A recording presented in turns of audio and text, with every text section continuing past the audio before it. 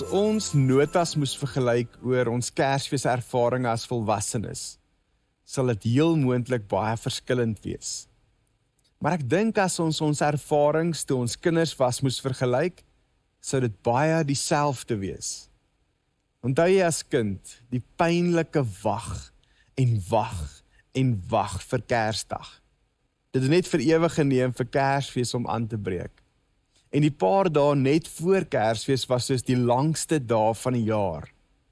En dan word jy volwassene. En iemand sê vir jou, dis net 3 weke tot Kersfees. En jy raak paniekerig. O nee, dis te min tyd. Daar's nog soveel goed wat moet gebeur.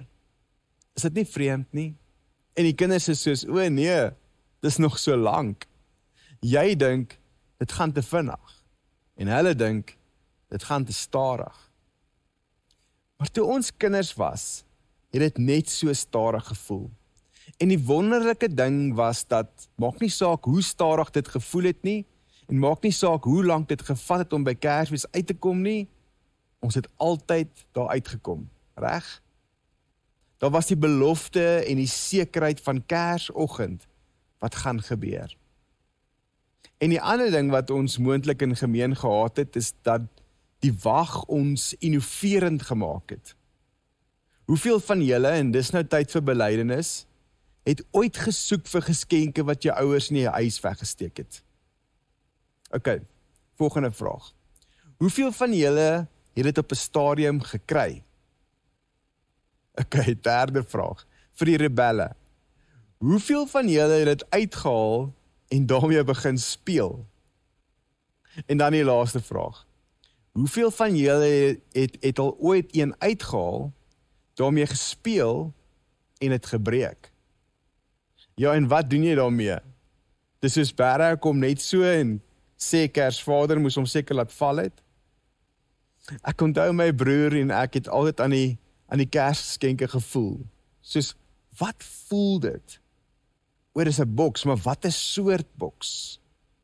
Daar was tye waar op 'n ongeluk 'n klein gaatjie of skeertjie gebeur het en dan was daar iets wat per ongeluk uitgesteek het met 'n indikasie van wat dit kan wees. Per ongeluk. Dit altyd geglo, is dalk die wil van die Here, dat ons dit moes sien. Wel die interessante ding is dat die dinamika van wag en wag, eintlik die dinamika was wat in die heel eerste Kersfees afgespeel het. Lukas begin in Lukas 1 met sy weergawe van die Kersverhaal en hy sê hy het al die feite bymekaar gemaak, ooggetuies ondervra en het stap vir stap uiteengesit. En dan sê hy, hier's 'n oom en 'n tannie. En oor hulle lees ons van vers 5. In die tyd toe Herodes koning van Judea was daar 'n priester uit die diensgroep van Abia met die naam Sagaria. Sy vrou was uit Aaron se nageslag en haar naam was Elisabeth. Hulle was albei regverdig in die oë van God en het onberispelik volgens al die gebooie en voorskrifte van die Here geleef. Hulle was kinderloos, omdat Elisabeth onvrugbaar was en albei van hulle op 'n vergevorderde leeftyd was. 'n Engel van die Here het toe aan hom verskyn en aan die regterkant van die altaar vir die reukwerk gestaan. Sagaria was ontstel toe hy hom sien en vrees het hom oorval. Maar die engel het vir hom gesê, moenie bang wees nie, Sagaria, want jou gebed is verhoor. Jou vrou Elisabeth sal vir jou geboorte gee aan 'n seun en jy moet hom Johannes noem. Jy sal blydskap en uitbundige vreugde beleef en baie mense sal bly wees oor sy geboorte. Inderdaad, hy sal groot wees in die oë van die Here. Sagaria sê toe vir die engel, hoe sal ek dit weet? Want ek is al oud en my vrou is al op 'n vergevorderde leeftyd. Daarop antwoord die engel hom, ek is Gabriël wat in die teenwoordigheid van God staan. Ek is gestuur om met jou te praat en hierdie goeie boodskap vir jou te bring. Ek sê vir jou, omdat jy my woorde wat op hulle vasgestelde tyd in vervulling sal gaan, nie geglo het nie, sal jy stom wees. Jy sal nie kan praat nie, tot op die dag waarop hierdie dinge gebeur. Jy mag dalk hiervan weet, of dit mag nie wees. Maar vir geslag na geslag, baie geslagte lank, was daar altyd 'n handjie vol, 'n groep, of 'n oorblyfsel van Joodse mense wat elke dag gewag het vir die koms van 'n Messias. In elke generasie was daar 'n groep mense wat hulle lewens toegewy het, letterlik. Hulle het elke dag volgens God se opdragte gelewe, wetende dat hierdie die dag kon wees waarop die Messias sou kom. Maar anders as die sekerheid van ons Kersfees, het dit generasie na generasie aangehou en niks het gebeur nie. 99% van hierdie mense wat gewag het vir die koms van die Messias, het gesterf sonder enige vervulling van hierdie belofte. En hulle het gebid en gewag en getrou gebly. En terwyl baie van die Jode hul geloof laat vaar het in hierdie tyd, ander dinge begin doen het en gedink het dit moes 'n storie of 'n mite wees, wie sal in elk geval in die wêreld hulle lewe wy aan 'n storie wat 'n paar duisend jaar oud is, of 'n belofte wat 'n paar duisend jaar oud is? Was daar altyd 'n groep wat elke dag opgestaan het en gelewe het asof hierdie die dag kon wees waarop die Messias sou verskyn. Sagaria en Elisabeth was twee van hierdie mense. Lukas skryf oor hulle en sê albei van hulle was regverdig in die oë van God. Wat in hierdie konteks beteken dat die skrywer Lukas geglo het dat toe God na hierdie twee mense gekyk het, hy gesê het, hulle kry iets reg. Hulle leef soos ek vra. Hulle lewe is 'n voorbeeld van 'n gelowige. Hulle het as priesters en volgelinge van God voortgegaan om hulle lewens te leef, gebaseer op beloftes wat duisende jare tevore gemaak is. Beloftes wat God vir Abraham gegee het, 2000 jaar voor hulle, nie voor ons nie, voor hulle. En na die profeet Maleagi geprofeteer het God vir bykans 400 jaar niks vir die volk Israel gedoen of gesê nie. En tog het hierdie twee dag na dag opgestaan en hulle lewens geleef asof Kersfees kom. Hulle het geleef asof 'n Messias werklik kom. Hulle het geleef asof God sy belofte sou hou en dit sou vervul. En weer eens, daar was geen bewys dat God enige van dit sou doen nie. En tog was hulle vlekkeloos. En dalk die vraag, hoe doen hulle dit? Op 'n sekere punt in ons Christelike ervaring, as jy dit nog nie gehad het nie, sal jy dit uiteindelik hê, heel moontlik meer as net een keer. Op 'n stadium in ons geloofsreis is God stil, passief en skynbaar afwesig, en dat tye in ons lewens sal wees wanneer ons rondkyk en sê, hoekom doen ek dit? Hoekom woon ek by? Hoekom dien ek? Hoekom gee ek? Hoekom glo ek? Hoekom gehoorsaam ek? Hoekom mis ek dinge? Hoekom trek ek nie net in nie? Hoekom vat ek nie net die geld nie? Hoekom hardloop ek nie net weg nie?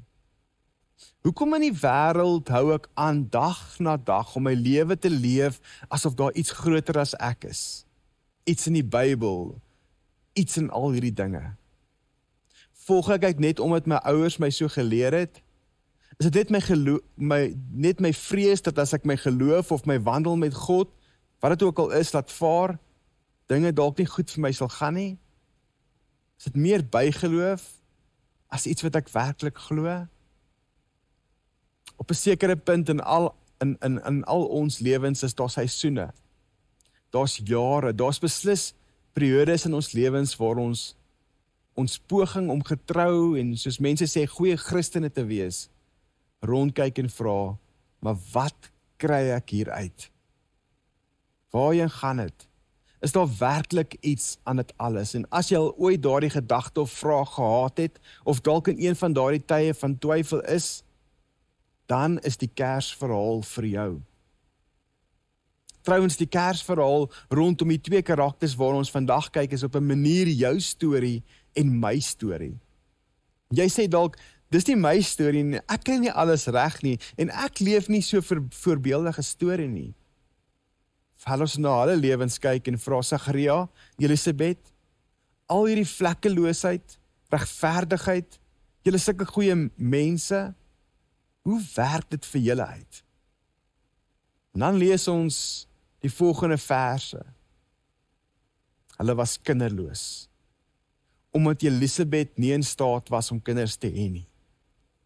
Fantasties. Laat ek seker maak ek verstaan reg. Julle staan dag na dag op, wag vir die Messias, dien in die tempel, doen wat reg is. En hierdie God aan wie julle so getrou is, laat julle sonder 'n erfgenaam, sonder kinders. En in daardie kultuur was dit wreed. In daardie kultuur is dit altyd die vrou se skuld. In daardie kultuur het vroue altyd die blaam gekry, nooit die mans nie. Want daar was geen mediese kennis nie. Al wat hulle geweet het was dat as 'n vrou nie swanger kon raak nie, dit haar fout was. En hoewel dit in ons kultuur belangrik is vir 'n vrou om 'n kind te hê, was dit in daardie kultuur amper die enigste waarde wat aan 'n vrou toegeskryf is. Ek bedoel dit nie aanstootlik nie, maar in daardie kultuur was dit hoe dit was. Vroue het geen politieke status gehad nie. Hulle kon gewoonlik nie werk nie, hulle was meestal onopgevoed. En boonop was daar hierdie godsdienstige stigma. God het kinders aan vroue geskenk en God het besluit wie kinders sou hê en wie nie. En watter baba sou lewe en watter sou sterf. Dus, as 'n vrou nie swanger kon raak nie, was daar hierdie gevoel dat God gekies het om haar om een of ander rede, ontbrekende rede, te vervloek. Sjoe. En hulle hou aan. En hierdie reis is toe nie so eenvoudig nie. Ek en my vrou, ons is hierdie week 19 jaar getroud en het tussen 6 en 7 jaar gesukkel met swangerskap. En het ons verhouding met mekaar en ons geloofsreis op 'n groot manier getoets. Baie groot, kan nie eers die inhoud deel nie. En daar's ander wat soos hierdie paartjie jare en jare sukkel, dekades en moontlik ook die geskenk van ouerskap kry. En ander nooit. En ek kan net probeer dink hoe dit hulle beïnvloed het. En toe, 'n engel van die Here het aan hom verskyn en aan die regterhand van die altaar vir die reukwerk gestaan. En dan sê die skrif, Sagaria was ontstel toe hom sien en vrees het hom oorval. Maar die engel het vir hom gesê, moenie bang wees nie, Sagaria, want jou gebed is verhoor. Dit is 'n go-to frase van engele, moenie bang wees nie. Jou gebed is verhoor, jou vrou gaan swanger word. Sy gaan 'n geboorte gee aan 'n seun en jy moet hom Johannes noem. En dan beskryf hy alles wat Johannes gaan wees. En Sagaria het die engel gevra, hoe kan ek hiervan seker wees? Twyfel in sy hart gewees rondom hierdie goeters. So baie dinge gebeur oor dekades. Hoe kan ek seker wees? Nou raak hy baie diplomaties hier. Man, kyk hier. Ek is oud. Ek is 'n ou man. En my vrou? Wel, jy weet, hierdie dinge word neergeskryf en ek weet nie as hy dit ooit gaan hoor nie, maar my vrou is op 'n vergevorderde leeftyd. Met ander woorde, hy sê vir die engel, goed, ek's by jou. Ek so bly ons gebede word verhoor, maar ek dink dit is bietjie laat. Ons bid al vandat ons 20 is. Ons gebid in die 30's. Ons het selfs voortgegaan en deur ons 40's gebid. Ons het amper opgehou bid in ons 50's. En nou is ek oud. En my vrou, wel, sy is ook oud. En daarop antwoord die engel hom, ek is Gabriël wat in die teenwoordigheid van God staan, en ek is gestuur om met jou te praat en hierdie goeie boodskap vir jou te bring. Ek sê vir jou, dis hoe dit gaan wees. En omdat jy my woorde wat op hulle vasgestelde tyd in vervulling sal gaan nie geglo het nie, sal jy stom wees. Jy sal nie kan praat tot op die dag waar hierdie dinge gaan gebeur nie.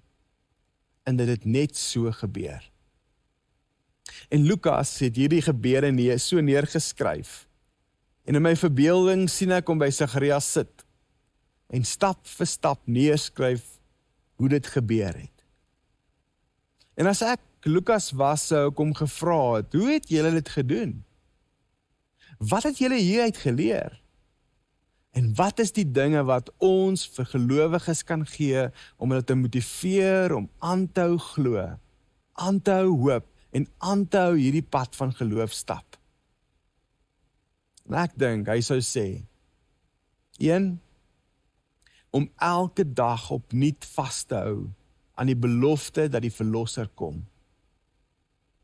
Eugene Peterson het 'n boek geskryf, The Long Obedience in the Same Direction, waar hy net praat oor ware disippelskap nie gaan oor die soeke na vinnige oplossings, onmiddellike bevrediging of kortstondige geestelike hoogtepunte nie, maar eerder daaroor om 'n bestendige lewenslange reis van getrouheid en toewyding te soek.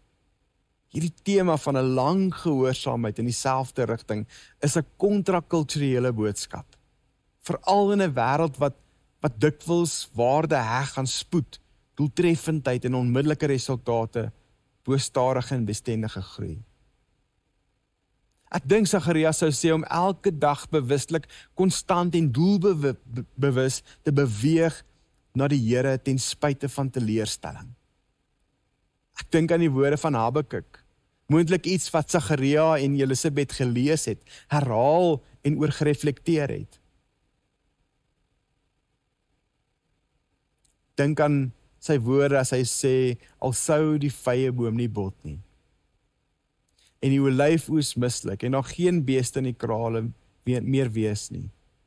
Nogtans sal ek in die Here jubel, aan God my redder. En dis al wat hulle het, 'n belofte, en die hoop dat God hierdie belofte gaan nakom, ten spyte van wat hulle kan sien of nie sien nie. Iemand het eendag gesê, my hoop is nie dat God vir my sal gee wat ek vra nie. My hoop is in wie hy is, al gee hy vir my niks. En dan dink ek, Sagaria sou sê, die tweede ding is, dis nie sonder twyfel nie. Dis nie sonder twyfel nie. Hy vra vir die engel, hoe kan ek seker wees? Iemand het eendag vir my gesê, toe ek vir hom uitvra oor iets groot besluit wat ek in my lewe moes maak, en ek sê, hoe kan ek net seker wees? En sy woorde aan my was, surety is overrated. Jy is oor niks seker in die lewe nie, behalwe God. Ons word genooi om ten spyte van twyfel en vrae en onsekerheid steeds een tree op 'n slag vorentoe te beweeg. As ons nog enige een van die geloofshelde in die Bybel kyk, selfs die geloofshelde rondom ons, was en is dit nie sonder twyfel nie. Dis 'n vertroue. Vertroue al bewe my broek soms. En dan die derde ding, vir my is dit groot, sou Sagaria dalk sê, vat verantwoordelikheid om geloof te belê in die volgende generasie. Johannes word vir hulle gegee op 'n vergevorderde leeftyd, maar steeds sê hulle ja vir die verantwoordelikheid. Toe die dag kom dat Sagaria sy naam moet gee, sê hy, my seun se naam is Johannes. En vir 34 jaar hoor jy niks van Johannes die Doper nie, en dan staan hy op die kant van die Jordaanrivier en sê, kyk, daar is die lam van God wat die sonde van die wêreld gaan wegneem. Dis nie die profeet wat roep in die woestyn en die voorloper van die Messias nie. Dis Sagaria en Elisabeth se seun, die een wat onder hulle hand groot gemaak is. Iemand het eendag gesê, die grootste bydra wat jy kan maak in die koninkryk van God, is dalk nie wat jy doen nie, maar wie jy groot maak. Dit het by my gebly vir jare, en dis 'n lese waarmee ek lewe. Sagaria se lewe wys vir ons hoe gehoorsaamheid en verantwoordelikheid bymekaar kom in die opvoeding van ons kinders, wat God se koninkryk sal dien. Pampoentjies steek pampoentjies aan. En jou kinders word soos jy. Hulle dien die Here soos jy. Hulle gee en leef soos jy. Hulle benader en reageer op die wêreld soos jy. Is jy okay daarmee? Ons het 'n verantwoordelikheid om geloof te belê vir die volgende generasie. Deur die oë van 'n gelowige sien ons dat 'n geloof 'n reis is. Soms 'n lang, uitdagende een met twyfel en teleurstellings, maar ook vrug. Vrug vir ons en ook vir die volgende generasie. Kom ons bid saam. Hemelse Vader, dankie vir die belofte dat U sou kom. Dat U het, dat U weer terug gaan kom, maar ook elke dag opnuut in ons lewens U teenwoordigheid maak. Dankie dat U met ons is. Immanuel, God met ons. Ons loof U vir dit. In die naam van Jesus. Amen. Ontvang die seën. Mag die liefde van ons Vader, die genade van ons Here Jesus Christus en die teenwoordigheid van die Heilige Gees met elkeen wees en bly. Amen.